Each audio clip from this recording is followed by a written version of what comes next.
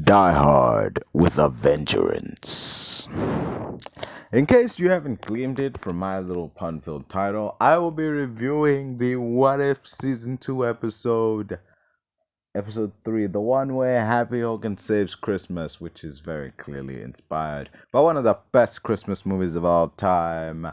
John McTiernan directing, Bruce Willis starring, Reginald Val Johnson, well, buddy copying Die Hard. In this episode of Moonlight Kingdom Reviews, we'll be covering this episode of What If. I'm not covering all of What If, just this one episode. So, yippee ki and happy holidays to all of you mother truckers. Let's get into it in 3, 2, 1, boom.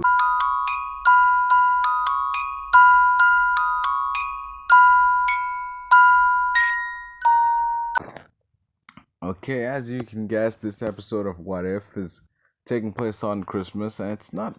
I mean, it's like basically what if Happy Hogan saved Christmas? Like what if the events of Die Hard took place in Avengers Tower? That's what's going on here. So the premise is simple. There's a Christmas party going on at Avengers Tower. Happy Hogan's in charge. A lot's been it. I think it's set after. No, it's likely set before the events of Sokovia, but I'm not sure. Yeah. It's probably set before the events of Sokovia, but after the events of Iron Man 2 and 3, apparently. Yeah. After, which is odd. I think. Yeah. I think it's about that. It's after Sokovia, but before No, wait. It's after 3, but before Avengers 2. Yeah. That's the timeline it seems to be going for because there's Ultron bots in here. Not Ultron per se, but they're like the Tony Stark's like Iron Legion is here, and like Justin Hammer's, he's already been put in jail, so it's after Iron Man 2. Yeah. So that's that. It's definitely after Iron Man 2, but before Avengers 2. Anyway, moving into it. This episode does its take on Die Hard. Because the party is taken over by Justin Hammer and his goons. They even enter the party in pretty much the exact same way. It's even shot the same way as when Hans Gruber and his goons entered Nakatomiplaza. The elevator doors open and they casually like creep into the scene. No one notices them until the gunfire starts. Yeah.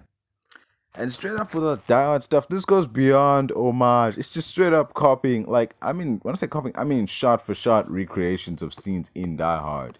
This is beyond an homage, man. It does that Scream movie nonsense where it points. If it feels like it feels like it points. If it points out the cliche, that somehow that makes it okay to use the same cliche.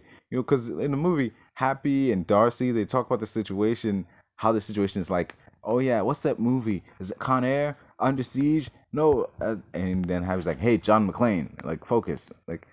Dude, pointing out that your movie is a lot like Die Hard isn't going to save you from the comparisons that your movie is a lot like Die Hard. Pointing out that your horror movie franchise is falling into horror movie tropes isn't, has horror movie. Pointing out horror movie tropes doesn't save you from committing those same goofy tropes. Scream. I'm not ragging on Wes Craven when he was still alive. Yeah, they would point out those horror tropes, but they would at least try to do something new. These current sequels are just blah. Hashtag justice for Melissa Barrera. Moving on from that. I was wondering during all this, so like not Hans, what's this? Justin Hammer and his goons, and his goons are breaking into Stark Tower to steal Stark Tech. No, they're trying to steal Hulk blood because apparently Tony Stark managed to get Hulk blood and is trying to figure out a way for Banner to be Hulk without all the rage monster stuff. He wants him to have all the muscle and the brain. That's why he's doing that. So yeah, but like, wait a minute, you're breaking into Avengers Tower just to get Hulk blood? I mean, you could take like anything else in here. Like you get to like the vault that Stark is in, and you can take anything else in there, man. You have control of his Iron Legion. You can just take off with those. But no, they want Hulk blood because apparently Hammer is here for a rebranding mission. Also, I was wondering. Well, Hammer's out of jail, so I'm just left wondering during all this, where's Hammer's boyfriend from that Iron Man 3 Hail to the King short? Is he still in prison or like does he not exist in this What If? I mean, it's likely he doesn't exist because these events didn't happen and they're happening in an alternate timeline. So who knows what's different? But like, if did Disney forget that Hammer even had a boyfriend in prison, or did they just choose to leave him out to like, try to placate to those countries that aren't really fond of, you know, those types of relationships? We'll never know. I mean, we can take a pretty, estimate. We can take a pretty educated guess, but we'll never know for sure.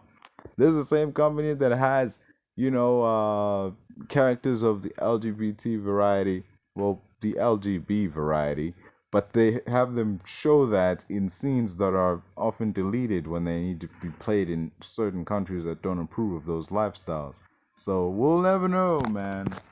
We'll never know.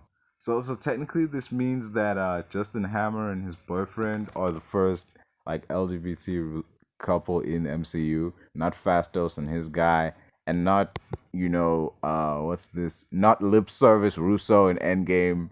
So yeah, moving on, moving on, billion, moving on. Do-do-do-do-do. Events continue, Happy rides on an elevator, listening to Hammer and his goons talk. He just jumping around in like elevator shaft. He's crawling through vents like McClane. You know, it's just it's exactly like what's going on. He even does like his version of the come out to the coast, get together, have a few laughs. Like it's okay. There's wearing your inspiration on your sleeves, and then there's just stamping it right on your forehead. But hey, that's what seems to be going on here, though. Going into it, Happy tries to call the Avengers each time he gets cut off because they're busy for different reasons. They're not in the tower; they're out doing stuff.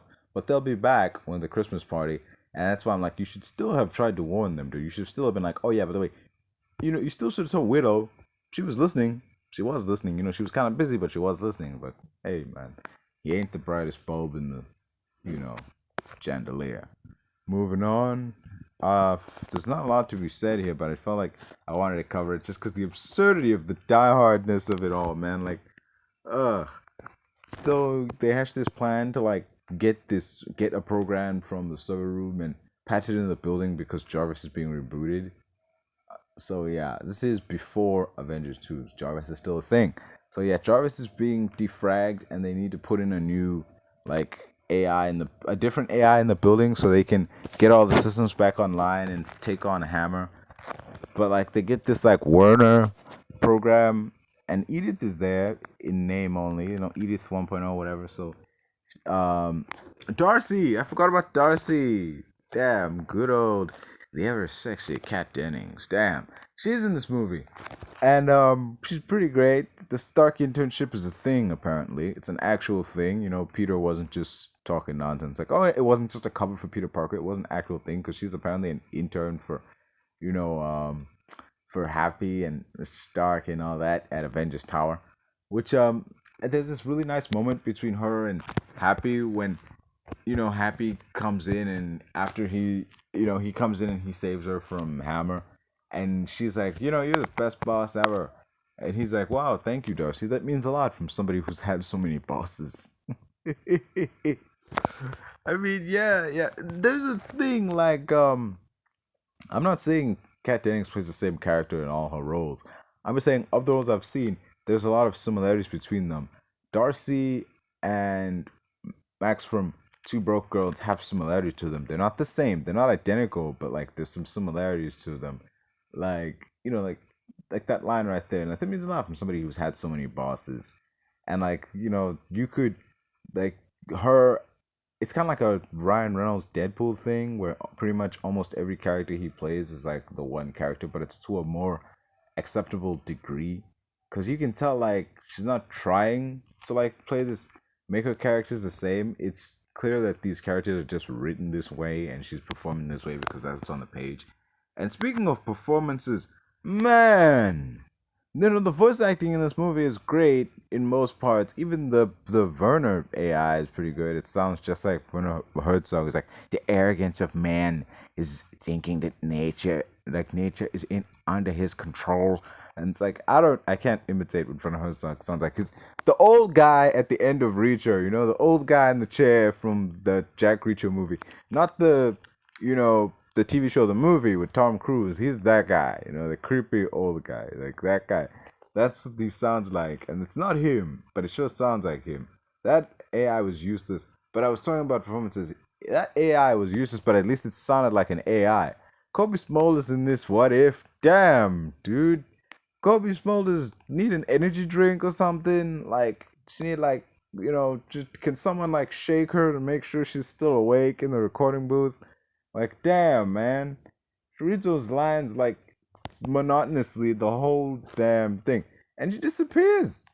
No, she disappears for most of the episode, and then she crops up back at the end. But like, she don't say much towards the end. But like in the beginning, it's like I'm counting on you. Like you need to stop him. Like, geez, lady, I'm not a professional voice actor. I'm not a professional actor, and I don't pretend. Whenever I criticize a movie or a TV show, I don't like to pretend that I can do like something better than a trained actor. But hot damn, I could have done this role better than Kobe Smulders did. Jeez. I actually Kobe Smulders can act. I'm not criticizing her acting. I'm criticizing her voice acting. Her acting on like Captain America, Winter Soldier, and even Secret Invasion, and even How I Met Your Mother. She can act. It's just in this show where it's like, what's going on here? What's going? Why do you not want to be here? You don't have to. You don't have to be here. Shoot. So yeah, Happy winds up getting the Hulk blood on him, and he mutates. But when most people turn green, he's for some reason turns like mauve, like or with like orange veins throughout. Like those like bald, like veiny Barney the dinosaur colored dude. Like he's not a Hulk in the traditional sense. I don't know why he's purple, but he's purple. Just it's not even like Hulk in the Agents of Smash where they got irradiated. They had different things and attributes going on. It was just like, because up until now, everybody who's gotten Hulk blood has turned out green, so he should be green too. But he's like pink, purple, like he's born in the dinosaur shade, basically. And he's like rampaging through Ultron heads. And when he was doing that, I was really just skipping ahead. It wasn't exciting for me, man. Like there was really nothing going on. It's not further in the story. It's just like, let's have some action in here on the way to fighting the bad guy. So yeah, Hammer gets into the vault and he grabs a Hulkbuster armor. They fight. They fight. They fight. They fight. They fight. It's the Itchy and Scratchy show. I mean, man, I would rather have been watching the Itchy and Scratchy show. There wasn't much to note going on in this fight. Justin Hammer. I'm glad to see Justin Hammer is back, and I hope to see him in the MCU in some way. Maybe he'll come up in Armor Wars somewhere down the line. Like it. I hope that this was just like what they did with Abomination and Shang-Chi. Like, let's put him in this project so that we can remind people that he's still around, because we got him in an upcoming project, that's coming around real soon. Something like that. I hope that that's what they're doing here, and he wasn't just a one-off thing. Yeah. Once the smoke clears, the Avengers show up. And I was thinking, why is Hammer just standing there in his wrecked Hulkbuster suit? Why didn't he leave? Once he got in the suit, why didn't he just leave? Once he got in the vault, why didn't he just grab as much stuff as he could have just taken the suit and ran? It wouldn't have been what he wanted, because he wanted the Hulk blood and he wanted to rebrand. He wanted to basically pull an Abomination in a way. Not quite. No. He wanted to be like the Hulk. He wanted to do a rebrand, kind of like the Hulk. But like, it wouldn't have been what he wanted, but it would have been good enough if he just gotten that Hulkbuster suit and flew off. It would have taken a while before the Avengers clocked, hey, what's going on here? Like, oh, Hammer was here, he got in a Hulkbuster suit and he flew off. Like, it would have taken a while. He might have gotten away with it,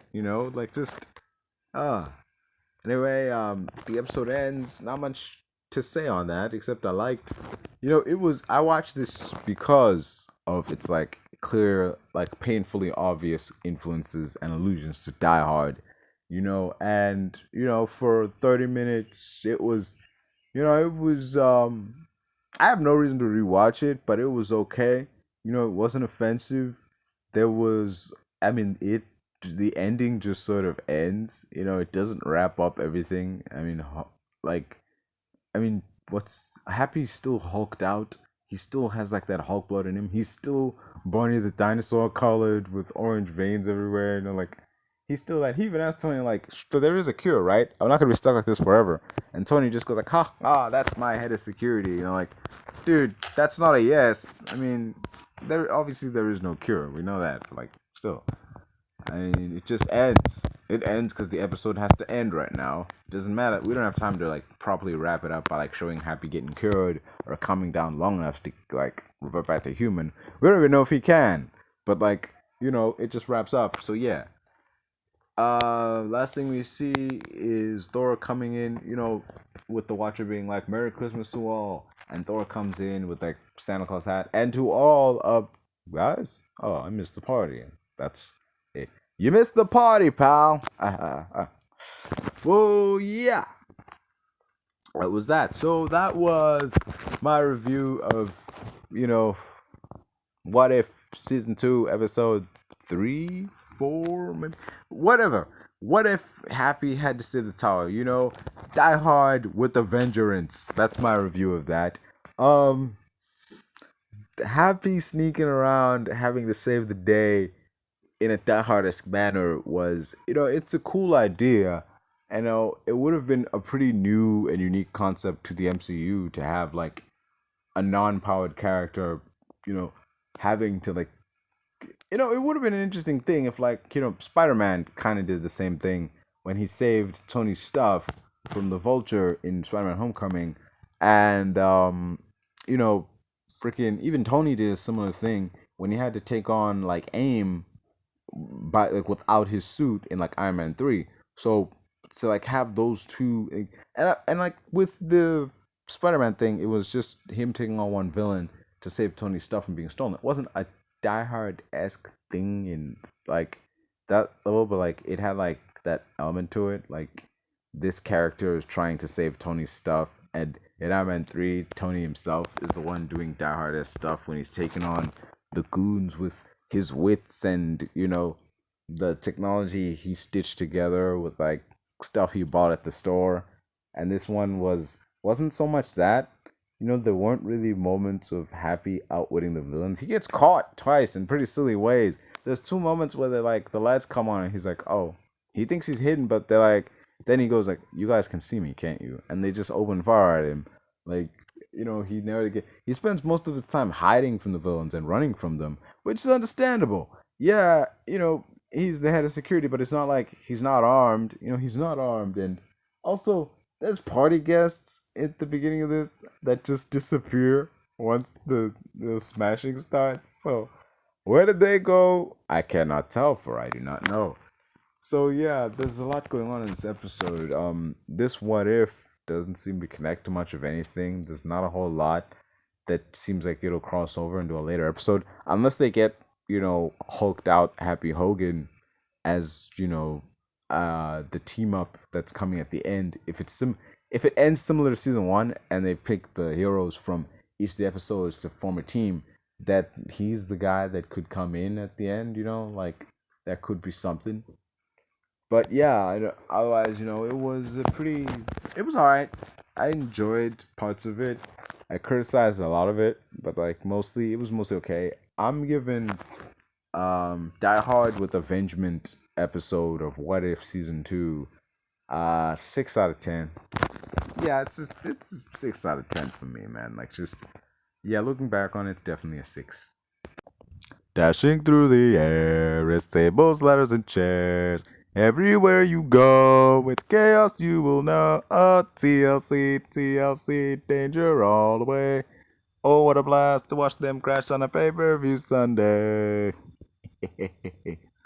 This has been Moonlight Kingdom Reviews. Don't forget to like, share, and subscribe. And enjoy the rest of your holidays. Have a Merry New Year. Peace. I'll make it look like I'm losing.